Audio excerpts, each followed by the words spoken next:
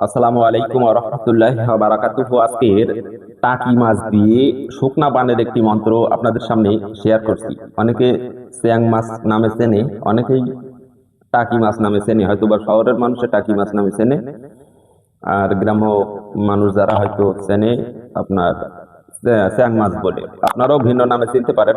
আমি ছবি দেখিয়ে দেবো, আপনারা সহজেই বুঝতে পারবেন। তো শত্রুর উপরে এই শুকনা বানের গুরুমুখী মন্ত্র আজকের এই ভিডিওতে শেয়ার করব, পূর্ণাঙ্গ নিয়ম কানুন সহ।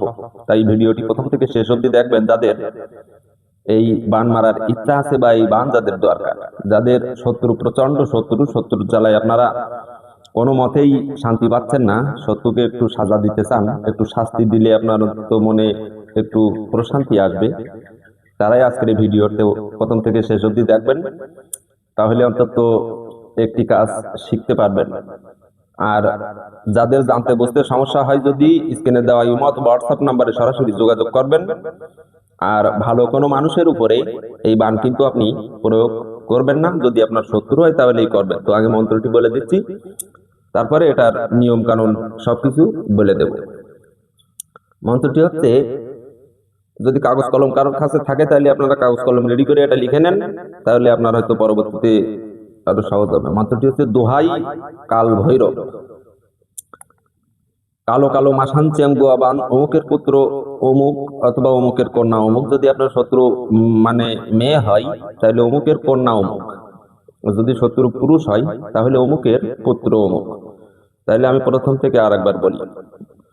দোহাই কাল ভৈরব, কালো কালো মাসান চেঙ্গুয়া বান, অমুকের পুত্র কন্যা অমুকের রক্ত মাংস খেয়ে হও বলবান। চ্যাং মাছ দিলাম পুরি আস, উপরে দেল দুল ভিতরে বিষ, অমুকের শরীর শুকিয়ে মারিস। এখানে অমুকের লেখা আছে, মানে মেয়ের নামে। আপনি যদি পুরুষ হয় তাহলে অমুকের মানে সেই ব্যক্তির নাম দেবেন, শুকিয়ে মারিস। তারপরে কার আজ্ঞায়, কামরূপ কামাখ্যা মায়ের আজ্ঞায়, অমুককে যদি না মেরে আসিস ফিরিয়া, শিবকালীর মাথা খাস ছিড়িয়া, যদি কথা নড়ে চড়ে মাসান কালীর মুন্ডু কেটে নরকে গিয়ে পড়ে। এই হচ্ছে পূর্ণাঙ্গ মন্ত্র। এই মন্ত্রের নিয়ম কি, ওই যে বললাম আপনার, ওই যে চেং মাছ বা টাকি মাছ আপনি যেটা যেই নামে চেনেন, এরকম ভালো একটা মাছ আপনি সংগ্রহ করবেন শনি অথবা মঙ্গলবার। সংগ্রহ করার পরে ওই কামসিঁদুর দিয়ে আপনি এই মাথায় একটা, মাঝখানে একটা, লেজের দিকে একটা, তিনটে জায়গায় তিনটে ফোঁটা দেবেন। দিয়ে আপনার এই গলায় দড়ি দিয়ে এরকম সুন্দর করে ঝুলায় রাখবেন। ঝুলাবেন কোথায়? আপনার যেখানে এই যে রান্না করেন, মাটির চুলার আগুনের যে ধোঁয়া বা তাপ উপরের দিকে ওঠে, ঠিক সেখানে এরকম ঝুলায় রেখে দেবেন।